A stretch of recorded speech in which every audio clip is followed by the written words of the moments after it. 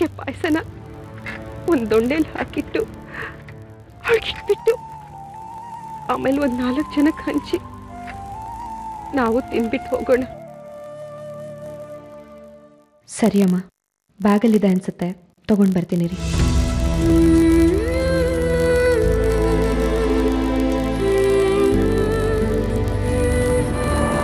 ಅಣ್ಣ,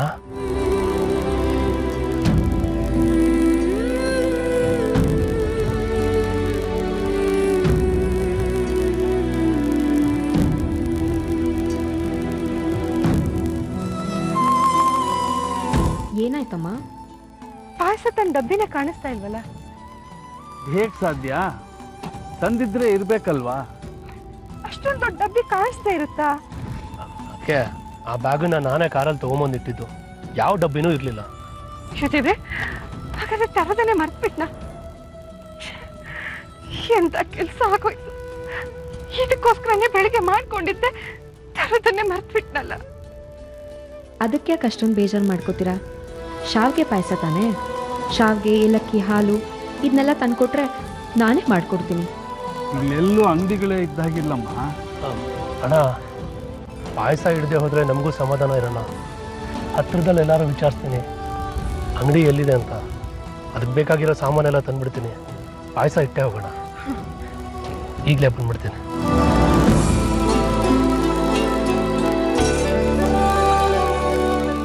ನಂಜು ನಂಜು ನಿಂತ್ಕೊಳ್ಳೋ. ಸರಿ, ನೀವು ಹೋಗೋದಾದ್ರೆ ಹೋಗು, ಆದ್ರೆ ಇನ್ಯಾವತ್ತು ನಿಮ್ಮ ಮಕ್ಕಳು ನೋಡಕ್ ಬರಬಾರ್ದು.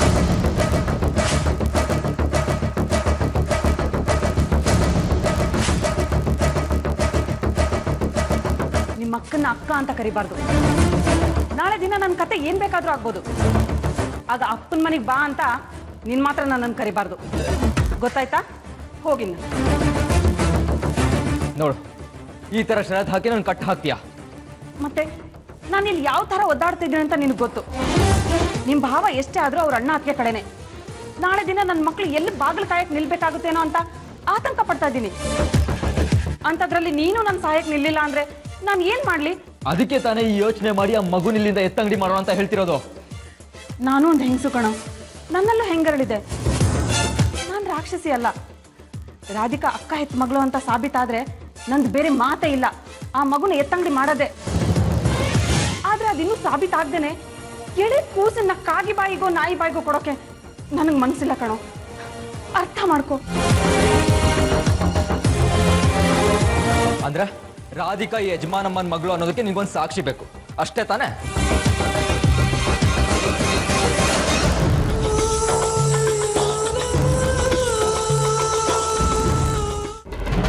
ಶಾಂತನು, ನೀನ್ ಯಾರ ಹತ್ರ ಹುಡುಗಾಟ ಆಡ್ತಿದ್ಯಾ ಅಂತ ಗೊತ್ತಾ?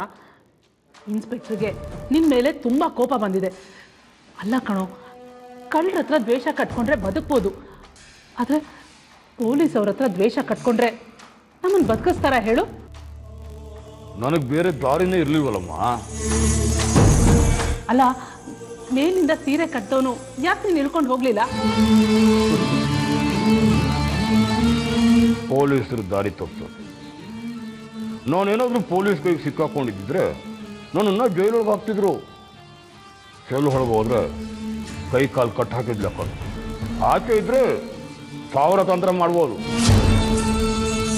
ಈಗ ಏನ್ ಮಾಡ್ಬೇಕು ಅಂತ ಯೋಚನೆ ಮಾಡಿದ್ಯಾ? ಹೈಡ್ರಾಮ, ಫುಲ್ಲು ನಾಟಕ. ನಾನು ಅವ್ರ ಮುಂದೆ ಒಳ್ಳೆ ಒಂಥರ ಫೋರ್ಸ್ ಕೊಡ್ತೀನಿ. ವಿಷ್ಣುಗೂ ಇನ್ಸ್ಪೆಕ್ಟರ್ಗೂ ಕಿರಿಕ್ ಮಾಡಿಸ್ತೀನಿ. ಅವರಿಬ್ಬರು ಜಗಳದಲ್ಲಿ ನನಗೆ ಲಾಭ. ಆ ವಿಷ್ಣು ಇನ್ಸ್ಪೆಕ್ಟರ್ ಜೊತೆ ಚೆನ್ನಾಗಿದ್ದಾನೆ ಅನ್ಸುತ್ತೆ. ಅವ್ರಿಬ್ರು ಮಧ್ಯೆ ಹೇಗ್ ಜಗಳ ತಂದಿಡ್ತೀಯಾ? ನೋಡ್ತಾ ಇರಿ ನನ್ನ ಗೇಮ್ ಹೇಗಿರುತ್ತೆ ಅಂತ. ಈಗ ಶುರು ಶಾಂತನು ಆಡೋ ಆಟ.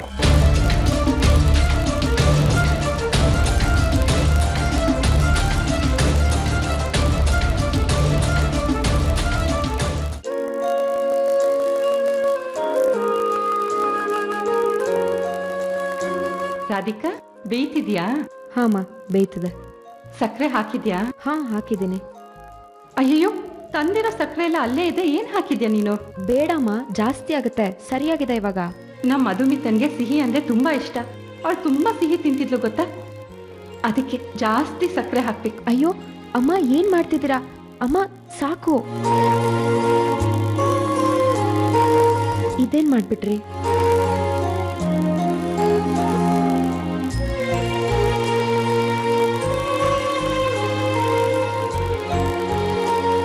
ತುಂಬಾ ಸಕ್ಕರೆ ಹಾಕ್ಬಿಟ್ರಿ, ಜಾಸ್ತಿ ಆಗ್ಲಿಲ್ವಾ? ಗೊತ್ತು, ಸಕ್ಕರೆ ಜಾಸ್ತಿ ಆಯ್ತು. ಈ ಜನ್ಮಕ್ಕಿನ್ನೂ ನನ್ನ ಮಗಳನ್ನ ನೋಡೋಕ್ಕಾಗೋದಿಲ್ಲ. ಸಂತೋಷ ಮರೀಚಿಕೆ ಇಷ್ಟು ವರ್ಷಗಳು ಕಾದಿದ್ದು, ಆ ನಿರೀಕ್ಷೆ ಸುಳ್ಳಾಗೋಯ್ತು. ಸುಳ್ಳಾಗಾದ್ರೂ ಪರವಾಗಿಲ್ಲ, ಸ್ವಲ್ಪ ಸಂತೋಷ ಪಟ್ಬಿಡೋಣ ಅಂತ ಅನಿಸ್ತು. ಸಿಹಿ ಸುದ್ದಿನಂತೂ ಕೇಳೋಕ್ಕಾಗಿಲ್ಲ, ಕಷ್ಟ ಆದ್ರೂ ಪರವಾಗಿಲ್ಲ, ಸಿಹಿ ತಿನಿಸನ್ನ ತಿಂದ್ಬಿಡೋಣ.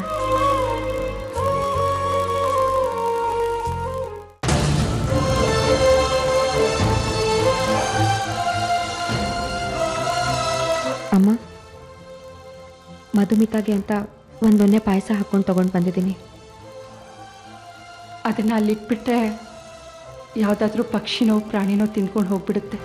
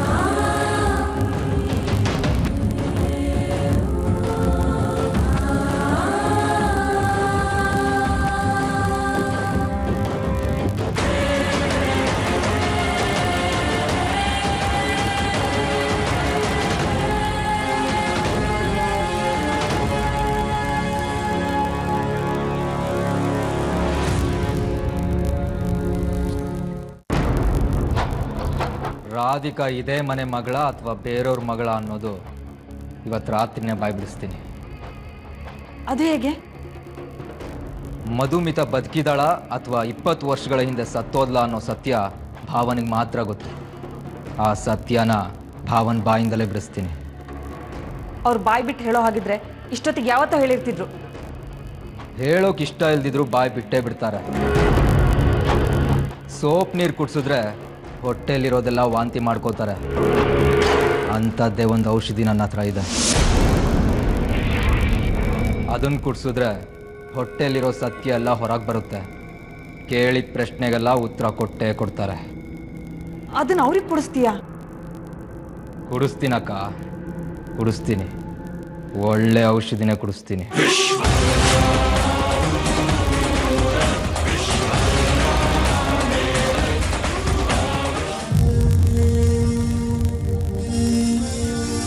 ರೀ, ಮಧುಮಿತಾ ಹೆಸರಲ್ಲಿ ಪಾಯಸ ಏನೋ ಇಟ್ವಿ, ಆದರೆ ಅದನ್ನ ಯಾವುದಾದ್ರೂ ಪ್ರಾಣಿನಾದ್ರೂ ಪಕ್ಷಿನಾದ್ರೂ ತಿಂದಿದ್ಯಾ ಅಂತ ನೋಡಿಲ್ವಲ್ಲ. ಸೌಪರ್ಣಿಕಾ, ಅವಳ ಹೆಸರಲ್ಲಿ ಇಡಬೇಕು, ಇಟ್ಟಿದ್ದೀವಿ, ಅದು ನಮ್ಮ ಕರ್ತವ್ಯ. ಪ್ರಾಣಿಗಳ ಕಣ್ಣಿಗೆ ಯಾವಾಗ ಬೀಳುತ್ತೋ ಅದು ಆವಾಗ ಬಂದು ತಿಂತವೆ. ಅದನ್ನೆಲ್ಲ ಕಾಯ್ತಾ ಕೂತ್ಕೊಂಡಿರೋಕ್ಕಾಗತ್ತಾ? ಬಾ ಹೋಗೋಣ. ಹಾಗಲ್ಲ ರೀ, ಪ್ರಾಣಿ ಪಕ್ಷಿ ಅಥವಾ ಯಾವುದಾದ್ರೂ ಮನುಷ್ಯರಾದ್ರೂ ತಿನ್ಲಿ, ಆದರೆ ಅದು ಯಾರ್ದಾದ್ರೂ ಹೊಟ್ಟೆನ ತೃಪ್ತಿಪಡಿಸಿದ್ರೆ ಅದು ಮಧುಮಿತಾಗೆ ಸೇರಿದೆ ಅಂತ ನನಗೆ ತೃಪ್ತಿ ಆಗುತ್ತೆ. ಅದಕ್ಕೆ ಒಂದ್ಸಲ ನೋಡ್ಬೇಕಾಗಿತ್ತು. ನೀನು ಯಾಕೆ ಏನೇನೋ ಕಲ್ಪನೆ ಮಾಡ್ಕೋತೀಯ? ಒಂದು ವೇಳೆ ದೊನ್ನೆಲಿ ಪಾಯಸ ಖಾಲಿ ಆಗದೆ ಇದ್ರೆ ಅದಕ್ಕೂ ನೀನು ಬೇಜಾರು ಮಾಡ್ಕೊಳ್ತೀಯ. ನೋಡು, ಇದೆಲ್ಲ ನಮ್ಮ ಸಮಾಧಾನಕ್ಕೆ ನಾವು ಮಾಡುವಂಥ ಕೆಲಸಗಳು. ಇದಕ್ಕೆಲ್ಲ ನೀ ಬೇಜಾರು ಮಾಡ್ಕೋಬೇಡ, ಬಾ ಹೋಗೋಣ. ರೀ, ಬೇಜಾರು ಮಾಡ್ಕೋಬೇಡಿ. ನನ್ನ ಮನಸ್ಸು ಯಾಕೋ ತಡೀತಿಲ್ಲ. ಒಂದ್ಸಲ ಹೋಗಿ ನೋಡ್ಬರ್ಬೇಕು ಅಂತ ಅನಿಸ್ತಾ ಇದೆ. ಅದೇನಾದರೂ ಖಾಲಿ ಆಗಿಲ್ಲ ಅಂದರೆ ಅದು ಮಧುಮಿತನ್ಗೆ ತಲುಪಿಲ್ಲ ಅಂತ ಅರ್ಥ ಆಗುತ್ತೆ. ಅಮ್ಮ, ಈಗೇನು ಪಾಯಸ ಖಾಲಿ ಆಗಿದೆಯೋ ಇಲ್ವೋ ಅಂತ ನೋಡ್ಕೊಂಡು ಬರ್ಬೇಕು ತಾನೆ. ಇರಿ, ನಾನು ನೋಡ್ಕೊಂಡು ಬರ್ತೀನಿ.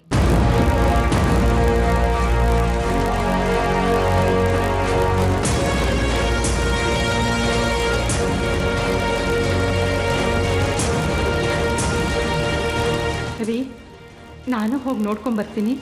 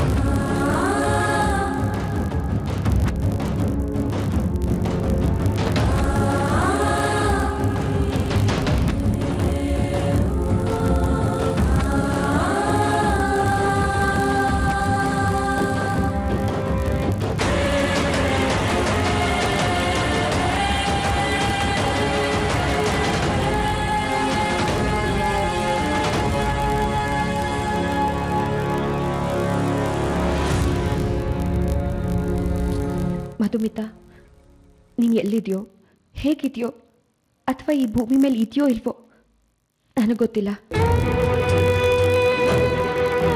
ಆದರೆ ನನಗೆ ನಿನಗಿಂತ ಅಮ್ಮೋರ್ ಸಂತೋಷನೇ ಮುಖ್ಯ. ಅವ್ರನ್ನ ಖುಷಿ ಪಡಿಸೋದಕ್ಕೋಸ್ಕರ ಇದನ್ನ ನಾನೇ ಇವತ್ತು ಕುಡಿದ್ಬಿಡ್ತೀನಿ. ಇದು ತಪ್ಪೋ ಸರಿನೋ ನನಗೆ ಗೊತ್ತಿಲ್ಲ. ತಪ್ಪಿದ್ರೆ ನನ್ನ ಕ್ಷಮಿಸ್ಬಿಡು ದೇವ್ರೆ.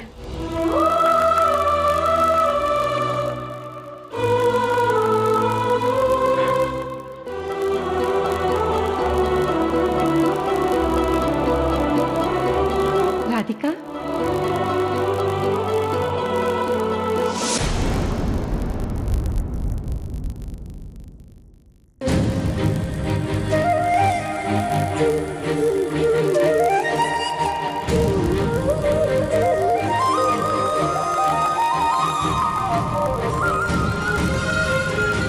ಖಾಲಿ ಆಗ್ಬಿಟ್ಟಿದೆ.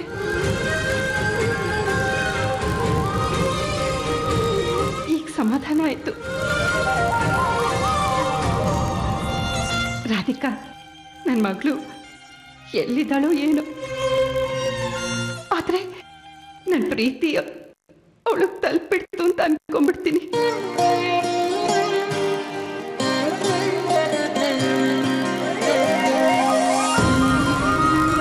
ಹೊರಡೋಣವಾ?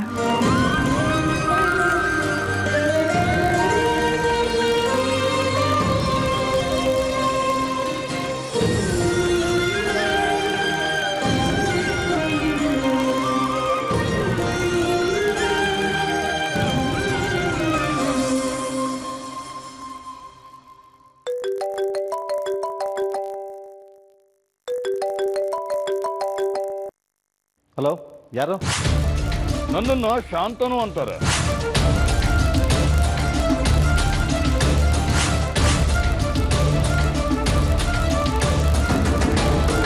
ಯಾಕೆ ಉಸಿರು ನಿಂತೋಯ್ತು? ಮಾತೇ ಇಲ್ಲ. ಎಷ್ಟೋ ಧೈರ್ಯ ನಿನಗೆ? ಪೊಲೀಸ್ನವ್ರಿಗೆ ಮಂಕು ಬುದ್ಧಿ ಅರ್ಚಿ ತಪ್ಪಿಸ್ಕೋತೀಯಾ? ಪುನಃ ನನಗೆ ಫೋನ್ ಮಾಡಿಬಿಟ್ಟು ನನ್ನ ಜೊತೆ ಹುಡುಕಾಟ ಆಡ್ತಿದೀಯಾ? ನೋಡಿ ಶಾಂತನು, ನೀನು ಮಾಡ್ತಾ ಇರೋ ಕೆಲಸಕ್ಕೆ ನಿನಗೆ ಎಂಥ ಶಿಕ್ಷೆ ಆಗುತ್ತೆ ಅನ್ನೋ ಅಂದಾಜಿಲ್ಲ. ಶಿಕ್ಷೆ ನನಗೆ ತಾನೇ ಆಗುತ್ತೆ, ನೀವೇ ಟೆನ್ಷನ್ ಮಾಡ್ಕೊತಾ ಇದ್ದೀರಾ? ಓ, ಪುತ್ರ ವ್ಯಾಮೋಹನ. ಎಲ್ಲಿದೆಯಾ ನೀನು? ಅದನ್ನ ಕಂಡುಹಿಡಿಯೋಕೆ ಅಂತಾನೆ ಸರ್ಕಾರ ಪೊಲೀಸ್ ಇಲಾಖೆ ಇಟ್ಟು ಅವರಿಗೆ ಸಂಬಳ ಕೊಡ್ತಾ ಇದೆ. ಅವ್ರು ಕಂಡು ಹಿಡಿತಾರೆ ಬಿಡಿ ಡ್ಯಾಡಿ. ಹೋಗಿ ನಿಮ್ಮ ಇನ್ಸ್ಪೆಕ್ಟರ್ಗೆ ಹೇಳಿ, ಅವನು ಪೊಲೀಸ್ ಕೆಲಸಕ್ಕೆ ನಾಲಾಯಕ್ ಅಂತ, ಅವನೊಬ್ಬ ಬಫೂನ್ ಅಂತ, ಅವನೊಬ್ಬ ಜೋಕರ್ ಅಂತ. ಅದೇನೋ 24 ಗಂಟೆಯಲ್ಲಿ ನನ್ನ ಪವರ್ ತೋರಿಸ್ತೀನಿ ಅಂತ ಚಾಲೆಂಜ್ ಮಾಡಿ ಹೋಗಿದ್ದಾನೆ. ತೋರಿಸೋದು ಕೇಳಿ ಪವರ್ನ. ಒಂದು ಕ್ಲೂ ಕೊಡ್ತೀನಿ.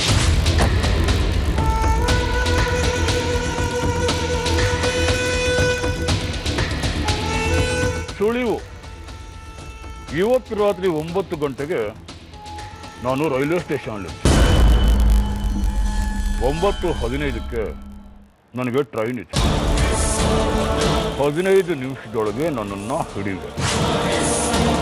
ನಿಮ್ಮ ಇನ್ಸ್ಪೆಕ್ಟರ್ಗೆ ಹೇಳಿ, ಅವನಿಗೆ ತಾಕತ್ತಿದ್ರೆ, ನಿಜವಾಗ್ಲೂ ಅವನು ಗಂಡಸೇ ಆಗಿದ್ರೆ ನನ್ನನ್ನು ಹಿಡೀಲಿ ಅಂತ. ಮೊಬೈಲಲ್ಲಿ ಫೋನ್ ಮಾಡಿದ್ರೆ ಟ್ರೇಸ್ ಔಟ್ ಮಾಡ್ತಾರೆ ಅಂತಾನೆ ಕಾಯನ್ಭೂತಿಂದ ಫೋನ್ ಮಾಡ್ತಾ ಇದೆ. ನೆನ್ಪಿಟ್ಕೊಳ್ಳಿ, 9ರಿಂದ 9:15, 15 ನಿಮಿಷ, ರೈಲ್ವೆ ಸ್ಟೇಷನ್. ಬಾಯ್ ಡ್ಯಾಡಿ, ಬಾಯ್.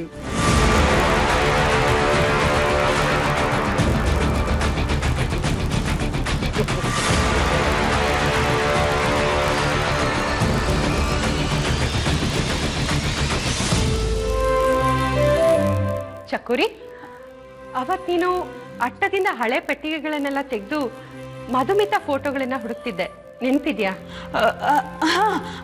ಹೌದು. ಯಾಕಕ್ಕ? ಆಗ ನಾನು ನಿನಗೆ ಹೇಳಿದೆ ಆ ಫೋಟೋಗಳನ್ನ ರಾಧಿಕನ್ ಕೊಟ್ಟಿದ್ದೀನಿ, ಅವಳು ಅದನ್ನ ನೋಡ್ತಿದ್ದಾಳೆ ಅಂತ. ಹೌದು. ಅದನ್ನ ನೋಡೋದಕ್ಕೆ ನೀನು ರಾಧಿಕಾ ರೂಮಿಗೆ ಹೋದೆ. ಆಮೇಲೆ ಅದನ್ನ ನೀನೇ ತಗೊಂಡ್ ಬಂದ್ಯಂತೆ. ಆ ಫೋಟೋಸ್ನ ಎಲ್ಲಿಟ್ಟೆ? ಮಧುಮಿತಾ ಫೋಟೋಗಳ? ಹೌದು. ರಾಧಿಕಾ ನೋಡ್ಬೇಕು ಅಂತ ಹೇಳಿದ್ಲು, ಅದಕ್ಕೆ. ಆ ಫೋಟೋ ಅವತ್ತು ನಾನು ತಗೊಂಡು ಬರ್ಲಿಲ್ಲ ಅಕ್ಕ. ಅದಕ್ಕೇನು ಇವಾಗ ಹುಡುಕೊಡ್ತೀನಿ ಬಿಡಿ. ಅಕ್ಕ, ನೀವು ಹೋದ ಕೆಲಸ ಹೆಂಗಾಯ್ತು? ಏನು ಸಮಸ್ಯೆ ಆಗಲಿಲ್ಲ ತಾನೇ? ಮತ್ತೆ ನೀವು ಶಾವಿಗೆ ಪಾಯಸ ಮಾಡಿದ್ರಲ್ಲ, ಅದನ್ನ ಇಲ್ಲೇ ಬಿಟ್ಟು ಹೋಗ್ಬಿಟ್ರಿ. ಹೌದು, ನಾನು ಮರ್ತ್ಬಿಟ್ಟೆ. ಆಮೇಲೆ ಅಲ್ಲೇ ಶಾವಿಗೆ ತರಿಸಿ ಪಾಯಸ ಮಾಡಿ ಒಂದಷ್ಟು ಜನಕ್ಕೆ ಕೊಟ್ಟು ಬಂದ್ವಿ. ಒಳ್ಳೆ ಕೆಲಸ ಮಾಡಿದ್ರಿ ಅಕ್ಕ. ಆಮೇಲೆ ನಮ್ಮ ರಾಧಿಕನ್ ಮಗ ಶ್ಯಾಮ ಇದ್ದಾನಲ್ಲ, ಇವತ್ತು ಎಷ್ಟು ಅಳ್ತಿದ್ದ ಅಂದ್ರೆ ಅವನಿಗೆ ಸಮಾಧಾನ ಮಾಡೋಷ್ಟೊಳಗೆ ಸಾಕಾಗೋಯ್ತು ನೋಡಕ್ಕ. ಮಗುನ ಕರ್ಕೊಂಡು ಬರಲ್ಲ ಅಕ್ಕ? ಇಲ್ಲ ಬೇಡ, ಚೆನ್ನಾಗಿ ನಿದ್ದೆ ಮಾಡ್ತಿದ್ದಾನೆ, ಆರಾಮಾಗಿ ನಿದ್ದೆ ಮಾಡಲಿ. ಸರಿ ಅಕ್ಕ.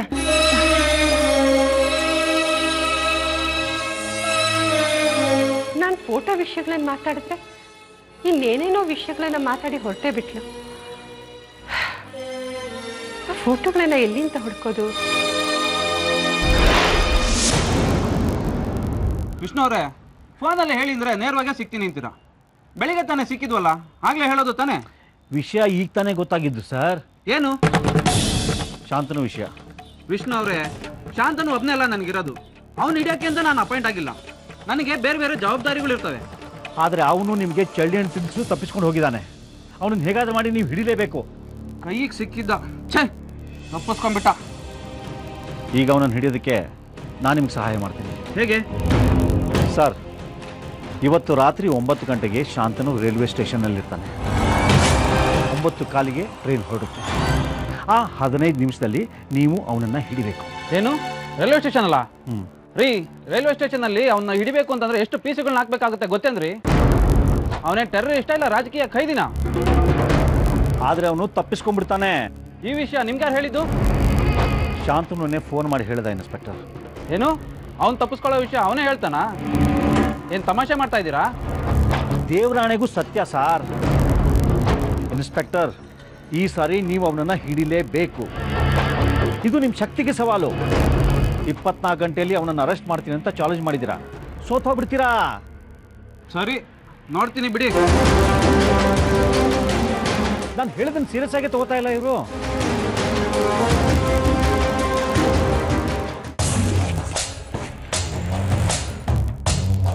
ಯಾಕಕ್ಕ, ಏನಾಯ್ತು?